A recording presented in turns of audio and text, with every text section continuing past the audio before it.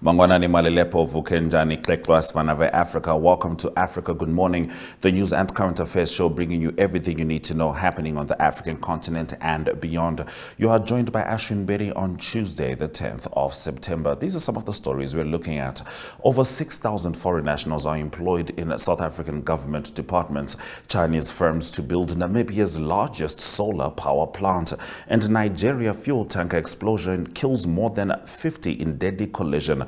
Follow all our programs on oneup2.com, DSTV 2 at 5, GoTV 25 in Namibia. And Mike Sichula will also join us as he brings us the news stories from Zambia. Network Media Hub is where you find us on YouTube. We'll take a quick break and return with the top stories. Entries are now open for the second round of Republicane's Bridal Couple of the Year competition. Couples married between 1 June and 31 August have until 30 September of this year to enter the second round of the competition. Another one of the top 10 couples will be chosen from this pool to participate in the final, taking place in May 2025. To better your chance of reaching the final, enter now.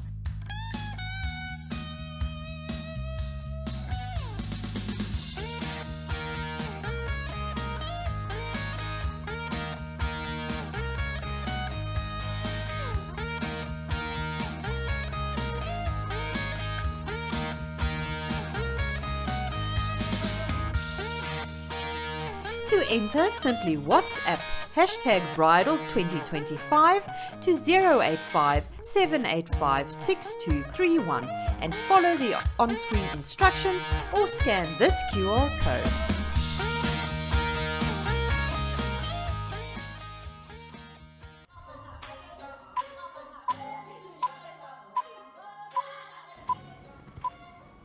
Let's get into the top stories on Africa Good Morning. The number of foreign nationals employed by the South African government has been noted in a Parliament question and answer session. Now, the Minister of Public Service and Administration, Mzamo Buthelezi, answered questions on the matter posed by Action SA's Dr. Tebogo Leklape. There were 6,220 foreign nationals in the government's employ as of 31 July, according to Buthelezi's written response on 4 September. However, the minister highlighted that the figure represented a minuscule percentage of the government labor force. The response stated that an estimated 1.2 million people were employed directly by the state, making the foreign complement just 0.5% of the overall staff. The Public Services Employment Regulations are governed by the Constitution and the Public Service and Immigration Act. A constitutional court ruling from 1996 states foreign individuals with permanent residency status enjoy the same rights as South African citizens, including in employment. The 6,220 includes temporary employees appointed for specific functions themselves, having been granted the appropriate permit. The stats provided by Persal did not reflect the levels of education held by the foreign nationals. Namibia's state-owned power utility Nam Power on Monday said it had signed a contract with 2 Chinese firms to start building the country's largest solar power plant. The Southern African country is a net importer of electricity, relying on neighboring Zambia and South Africa for power, but the plant will add 100 megawatts to its current total installed power capacity of roughly 500 megawatts.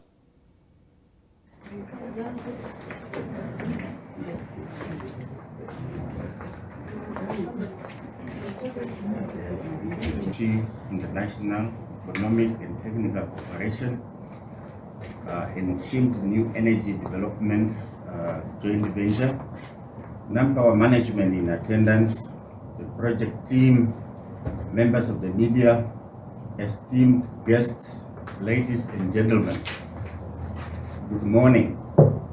Today marks a significant milestone as we gather here for the signing ceremony of the engineering, procurement, and construction contract for the construction of the 100 megawatt Rospina solar PV power plant.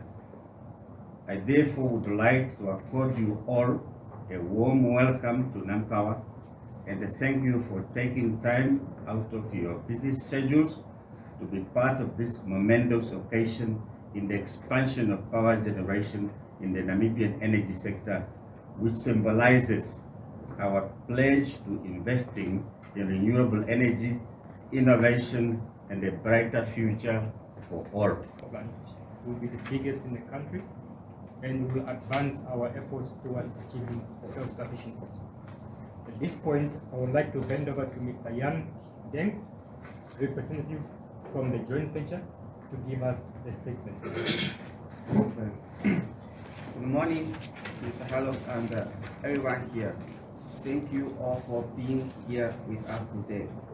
My name is Deng Ye, the Managing Director of China Jiangxi International Namibia.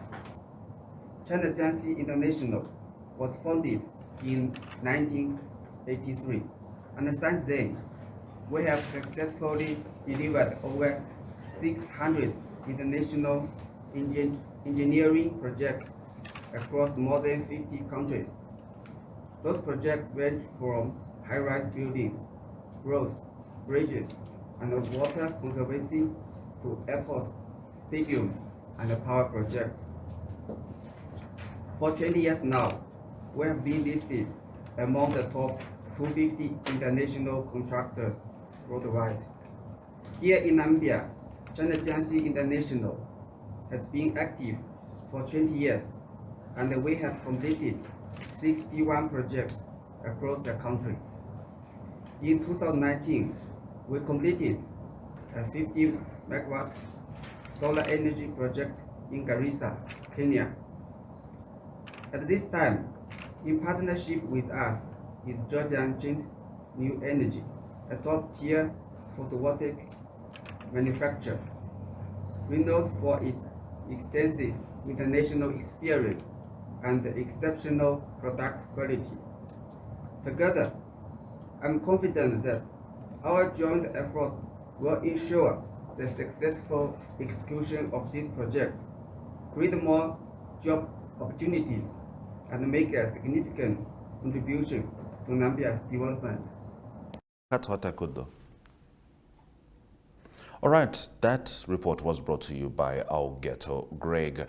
Moving on, an initial investigation into the killing of a senior opposition official in Tanzania has found that he was beaten and doused with acid, according to his party.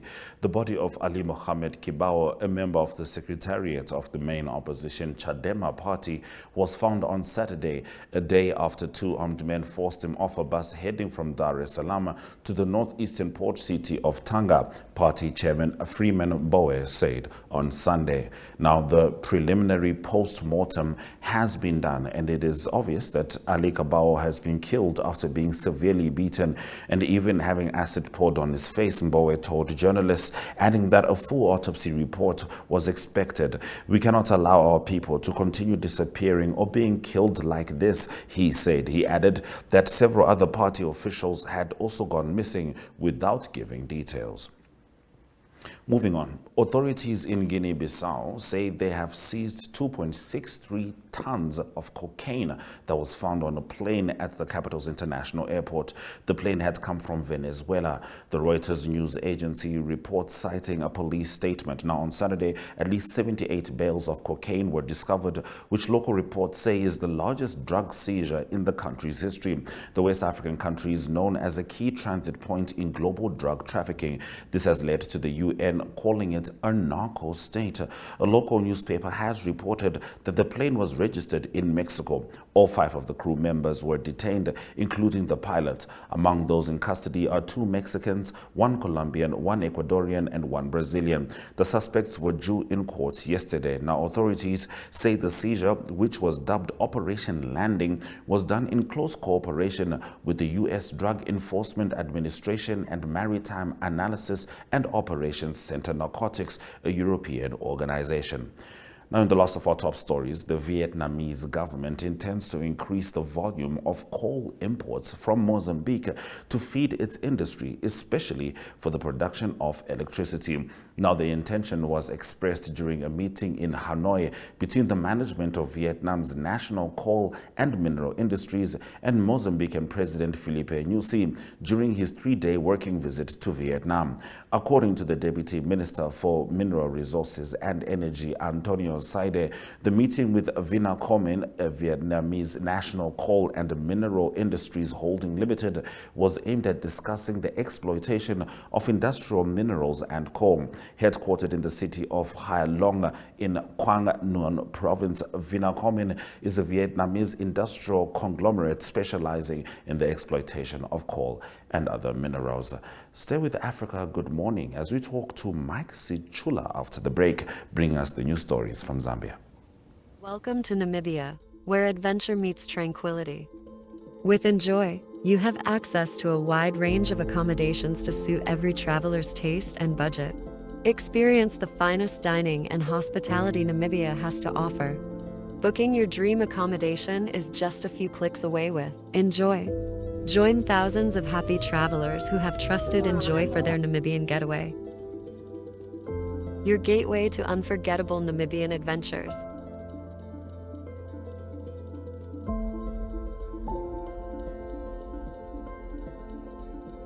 Visit us today at enjoy.my.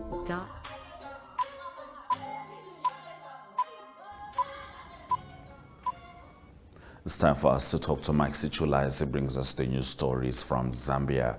Mike, Muribanji.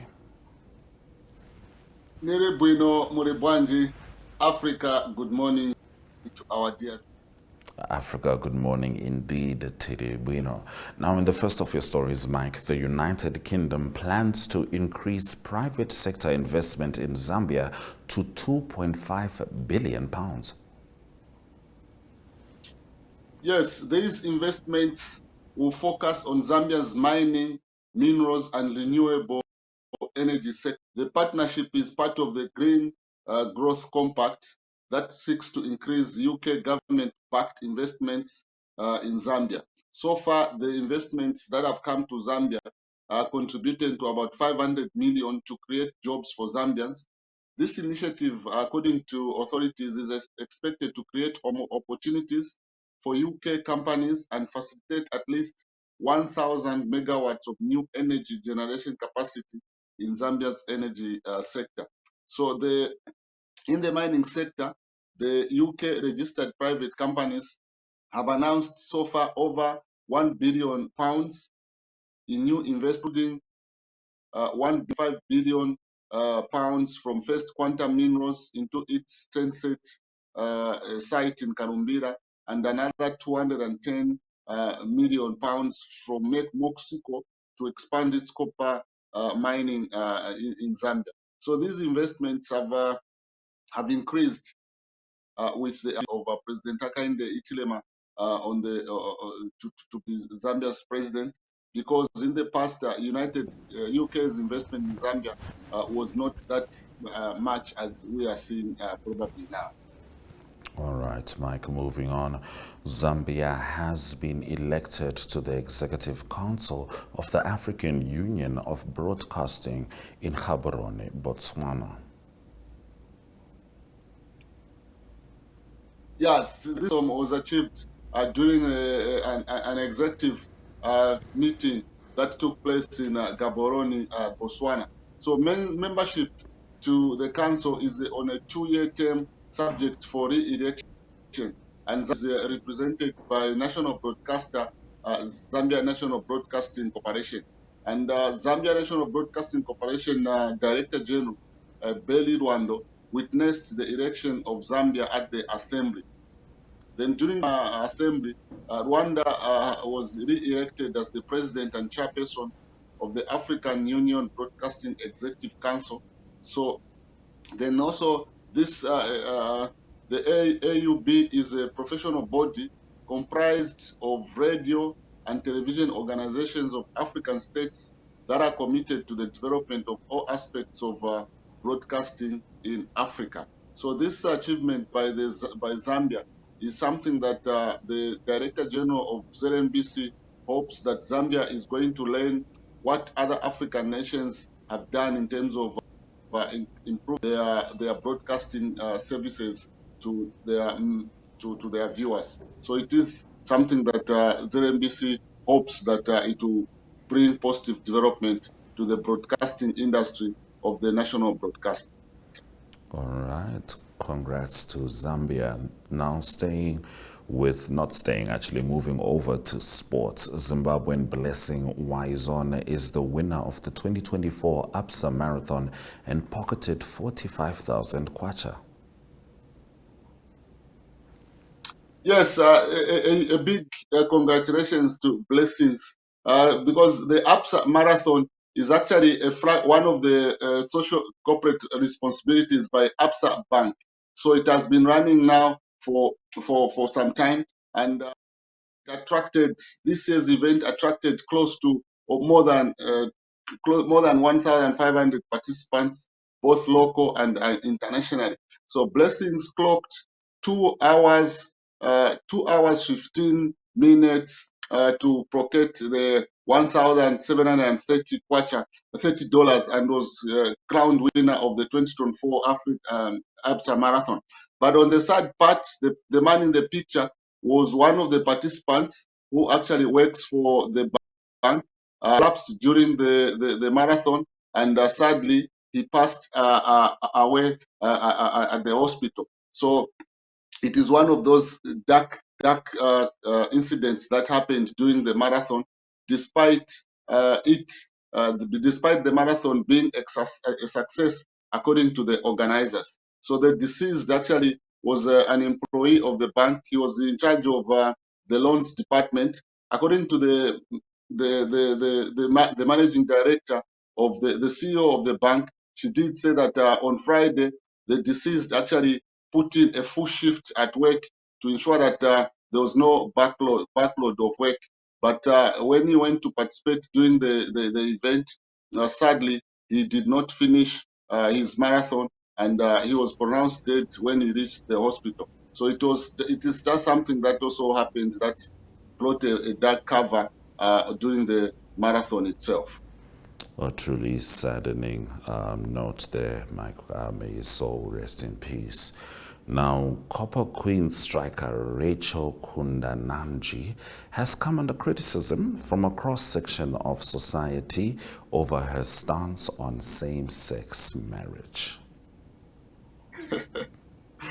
This is something that a number of people on social media have expressed diverse reactions on a picture. As you can see in that picture, Kundananji was pictured giving flowers to one of our teammates. And when this was awash media, some Zambians took to social media, including some critical soccer analysts in the country.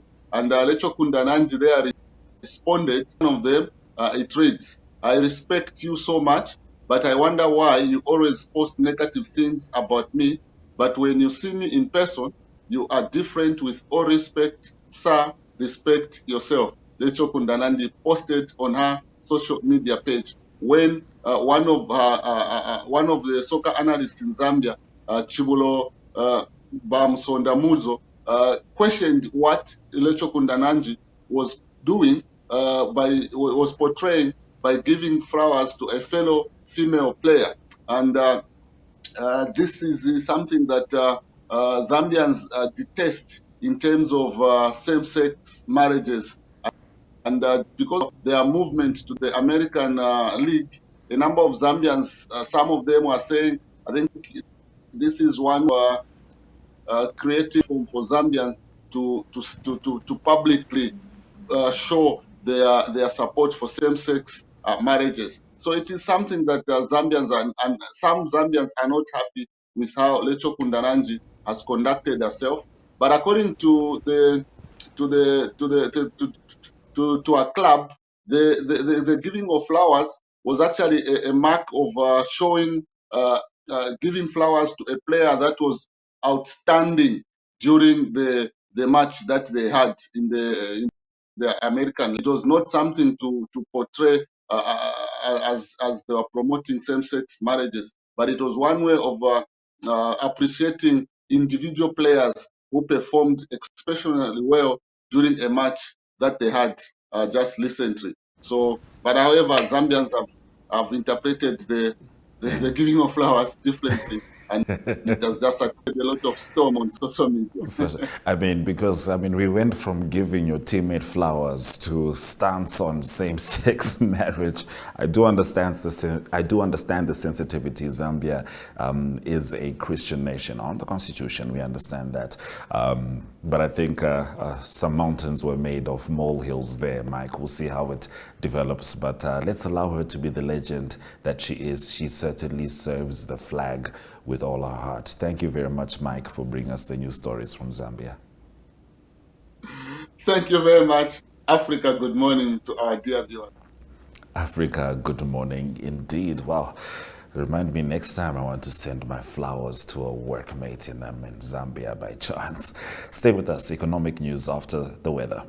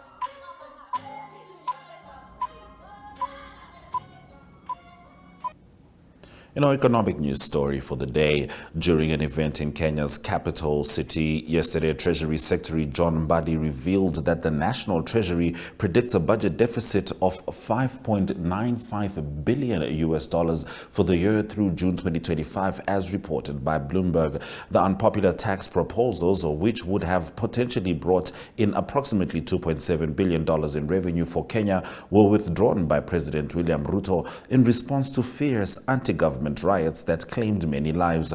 The tax was imposed on basic amenities, products that contribute to e-waste and harm to the environment, imported products and services used directly and exclusively in the building. Stay with us as we swing over to economic indicators.